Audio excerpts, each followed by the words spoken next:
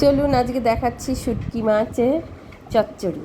তো কেউ নাক সিটকাবেন না, আমি সোজা সাপটা করে আজকে শুটকি মাছের চচ্চড়ি করছি।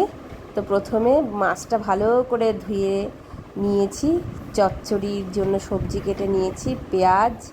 এইবার তেলের মধ্যে কালো জিরা আর পেঁয়াজগুলো দিয়ে সুন্দর করে ভেজে নেব। তো কে কে কেমন করে শুটকি মাছ রান্না করে জানি না, তবে এই রান্নাটা আমি আমার নিজের মতো করে রান্না করছি।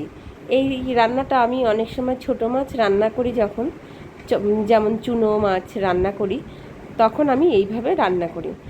তো আমিও দেখেছি অনেকেই মাংসর মতো করে পেঁয়াজ রসুন আদা টমেটো এইসব দিয়ে রান্না করে, সবাই মাংসর মতো করে কষিয়ে রান্না করে।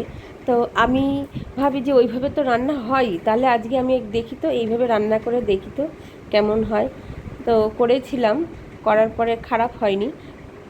যাই হোক, আমি তেলে পেঁয়াজটা সুন্দর করে ভেজে মাছের মধ্যেই তুলে নিয়েছিলাম। সেই তেলের মধ্যে দিয়ে দিয়েছি ওই সবজিগুলো দিয়ে নুন হলুদ দিয়ে তারপর ভালো করে নাড়াচাড়া করে তারপর একটু জল দিয়ে দেব, যাতে সবজিটা নরম হয়। তো আপনাদের কেমন লাগলো সেটাও আমাকে জানাবেন। এই যে আমি শুটকি মাছ মধ্যেই ওই পেঁয়াজ ভাজাটা রেখেছিলাম, লঙ্কা চেরাটাও রেখেছি।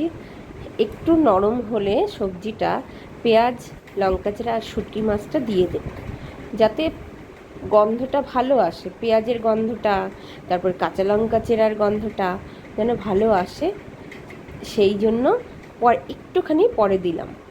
আর মাছের গন্ধটা এই পেঁয়াজ রসুনের জন্য থাকবে না।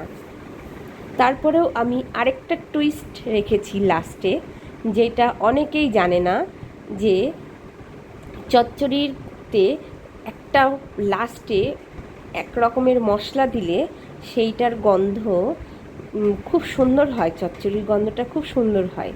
সেটা আমি লাস্টে দেখাচ্ছি, যেইটা অনেক রান্নার মধ্যে দিলেও সুস্বাদু হয় খেতে। তো আস্তে আস্তে এই যে আমার অনেকটা সবজি নরম হয়ে গেছে, আর পেঁয়াজটা লাল লাল করে ভেজে নিয়েছিলাম বলে চচ্চড়িটাও লাল লাল হয়েছে। তো এখন বলে দিচ্ছি যে কি টুইস্ট ছিল লাস্টে।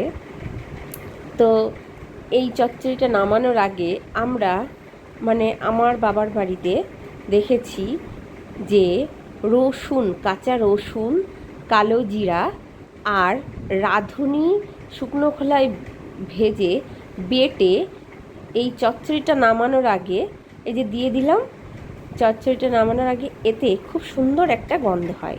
আর এতে যখন আমি ছোটো মাছ রান্না করি, ছোটো মাছের আষ্টে গন্ধটাও থাকে না। এটা খুব অপূর্ব সেন্ট হয় আর খেতেও টেস্টি হয়। তো অনেকেই জানে না এই পদ্ধতিটা, কিন্তু আমাদের ওই বাবার বাড়িতে এইটা করে। আর আমার মাকে দেখে এসেছি ছোটোবেলার থেকে এইরকম করে রান্না করতে। তো আমার খুবই ভালো লাগে খেতে, তাই আমি আজকে এইরকম করে শুটকি মাছটা করলাম। এই যে প্রায় হয়ে গেছে, এখন আমি ধনেপাতা দিয়ে নাড়াচাড়া করে নামিয়ে নেব। কেমন লাগলো বলবেন, প্লিজ কমেন্ট করবেন, এতে আমার ভালো লাগবে। আপনারা যদি একটু উৎসাহ দেন, আমি তাহলে আরও ভিডিও আপলোড করতে উৎসাহিত হব। নমস্কার, ধন্যবাদ।